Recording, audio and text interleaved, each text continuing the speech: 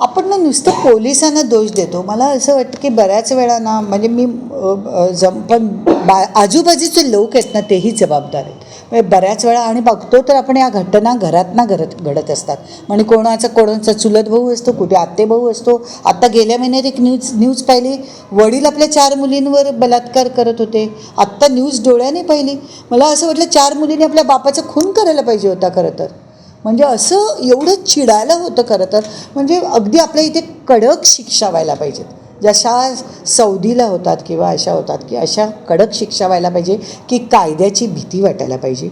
आणि जेव्हा आजूबाजूचे लोक असतात तेव्हा बऱ्याच वेळा इवन महिला पण बघताना अरे आपला काय त्याच्याशी संबंध आहे होताना कोणी मध्ये पडत नाही. आता 2-3 केसेसना पाहिलं बातम्यांमध्ये की पुण्याची 2 मुलं धावत आली आणि त्यांनी थांबवलं. कौतुक वाटलं त्या मुलांचं. तर असं वाटतं की अशाच वेळी जमाव आला तर त्यांची हिंमत नाही होणार, असं होतं बऱ्याच वेळा. आता तुम्ही एकदम आक्रमक स्टेटमेंट केलं की बापाचं खून करायला पाहिजे हो. होतं. रोहिणी खडसेंनी पण एक वक्तव्य केलेलं की एक खून महिलांना माफ करायला पाहिजे. या मताशी तुम्ही किती सहमत? नाही नाही, मी त्या बाबतीत नाही म्हणत, पण जो बाप एवढा असा असू शकतो नालायक असा माणूस जो आपल्या मुलींवर बलात्कार करतोय, त्या बापाला सोडायचं का? काय सोडायचं असं वाटतं. मग कायद्याची शिक्षा कडक तरी व्हायला पाहिजे. नाही तर 4 वर्ष फक्त आत जाणार आहे आणि बाहेर येणार, काय अर्थ आहे का त्या गोष्टीला? पुन्हा त्याचं तेच सुरू. तू 4ही मुलींचा वापर करतो असा बाप असेल तर काय म्हणायचं त्याला? हे दगडाचं काळीज आहे ते. पद्धती विस्कळीत झाली त्याचा दुष्परिणाम मग नक्कीच. म्हणजे पण आता मुंबईत मी म्हणेन कधी कधी जागा नसतात, पण मी माझा अनुभव सांगेन की माझे सासू सासरे माझ्याबरोबर होते म्हणून मी करिअर करू शकले, माझ्या मुलींवर संस्कार होऊ शकले. नाहीतर मी वर्षातले 11 महिने शूटिंग करायचे, म्हणजे जवळजवळ हे 15-16 वर्ष. तर माझ्या मुलींवरही माझ्या सासू सासऱ्यांचे त्यांच्या आजी आजोबांचे संस्कार झाले. नाही तर मुलांना मी पाळणाघरात ठेवलं असतं, मुलं काय करतायत, काय संस्कार होत आहेत, खूप लांब राहिलं असतं. हे कितींदा काय होतं, बायकांचाही दोष असतो. त्यांना फक्त आपला नवरा, मी आणि माझा नवरा एवढंच हवं असतं किंवा आपली मुलं, पण त्यांना ही फॅमिली नको असते. पण हे चुकीचं आहे. फार सुखदुःखात जेव्हा एकत्र फॅमिली असते तेव्हा ते दुःखही वाटत नाही आणि ते सुखही शेअर करायची सवय असते. आणि मला वाटतं त्यामुळे या लोकांचा खूपच उपयोग असतो. ते काय आपलं कधीही स्वातंत्र्य बळकावून घेत नाही, उलट त्यांची मदतच होते. तुम्ही त्यांना 5% प्रेम दिलं तर ते तुम्हाला 100% प्रेम देतात. हा माझा स्वतःचा अनुभव आहे. मी ॲक्ट्रेस म्हणून माझं करिअर म्हणजे एवढं मोठं करिअर आहे, त्यात ते दोघं नसते तर मी कधीच एवढी सक्सेसफुल अभिनेत्री झाले नसते. एकतर मला वाटलं खानदेश महोत्सव असला की जसं मी आत्ता 7 मार्चपासून जवळजवळ 12-13 मार्चपर्यंत महिला दिनांचे कार्यक्रम करते. वेगवेगळे कार्यक्रम आहेत, महिला वेगवेगळ्या क्षेत्रात, खूप आनंद होतो ते सगळं बघताना. पण अर्चनाताईंनी जे एज्युकेशनल अवेअरनेस आहे तो मला जास्त कौतुकाचा वाटतो. अर्चनाताईंच्या कार्यक्रमासाठी मी 2 वर्षांपूर्वी त्यांच्या नोबल इंटरनॅशनल स्कूलला पण आले होते, आता दुसऱ्यांदा येते.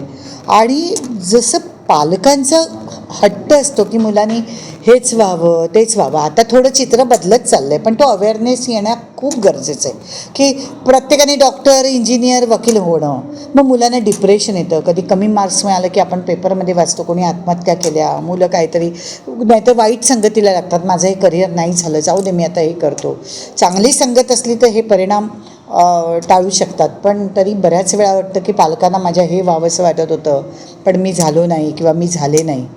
तर त्या दृष्टीने ही जागरूकता अर्चनाताईंनी आणणं आणि तो विचार येणं, म्हणजे मी या जोडप्याचंच कौतुक करेन, प्रशांत दादा आणि अर्चनाताई, की मुलांनी फक्त हेच क्षेत्र नाही, तुम्ही ॲग्रिकल्चरमध्ये करू शकता, तुम्ही शिक्षक होऊ शकता, तुम्ही नर्स होऊ शकता, कितीतरी फील्ड आहेत की तेवढेच मार्क्स मिळाले पाहिजे. आता कॉम्पिटिशन तर एवढी वाढली की पॉईंटने मुलांची ॲडमिशन जातात. मग त्यापेक्षा मला असं वाटतं की हे जे आहे की एक त्यांना पालकांना पण ही समज देणं आणि पालकांनी आपल्या मुलांना समजून घेणं खूपच गरजेचं आहे. पेशन्स संपला आहे सगळ्यांचा, जुळवून घेणं, तडजोड करणं संपलं आहे. आणि बऱ्याच जणांना असं वाटतं की मी कमवते म्हणजे झालं, पण त्यांना उतार वयात या गोष्टीची जाणीव होते की एकटं असून चालत नाही, फॅमिलीची गरज असते. म्हणजे मी माझ्यावरनं सांगते, मी टॉपला होते त्यावेळी माहेरच्या साडीच्या वेळी, पण मला वाटतं या गोष्टीची ज्या समाजाने आपल्या परंपरेने चालत आल्या त्या गोष्टीची गरज आहे. मुलाशिवाय एक आई म्हणून महत्त्व नसतं. आईचा जो आनंद असतो तो जगातला सगळ्यात मोठा आनंद आहे स्त्रीला असणारा. तर मला असं वाटतं मुलींनी तो विचार करावा. आणि नंतर एक 40शी नंतर 45शी नंतर कळायला लागतं की आपण एकटे पडलो आहे.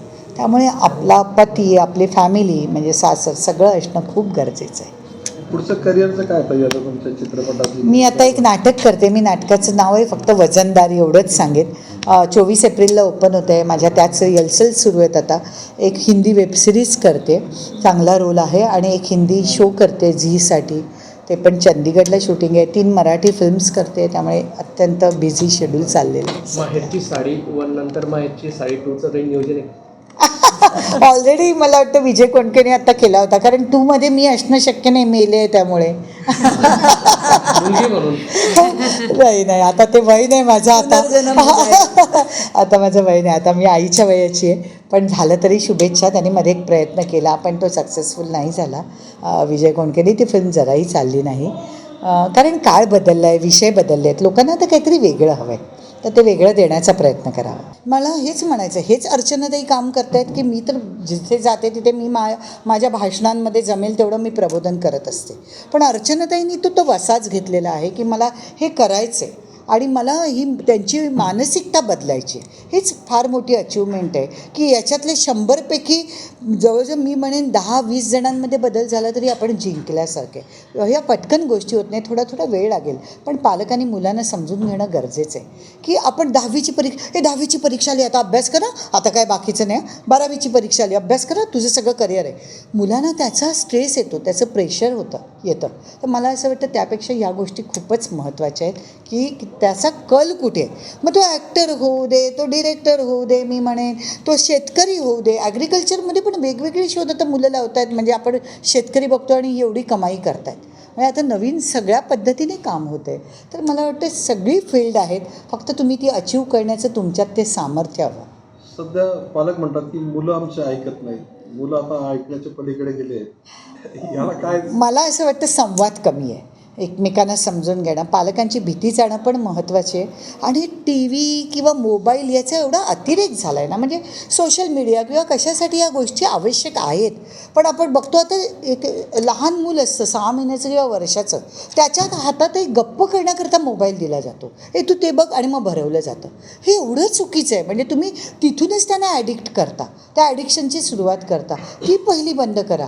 टी व्ही बघताना का पूर्वी नाही आपल्याला चिवकावचा घास देत, हल्ली आयानाच वेळ नसतो, मग चला बाबा मोबाईल दे, तू पटापट खा आणि जा. हे असं झालेलं आहे. त्यापेक्षा मला असं वाटतं की आपणच हे संस्कार त्यांच्यात रुजवले तर खूप बदल होऊ शकतो. एबीपी माझा, उघडा डोळे बघा नीट.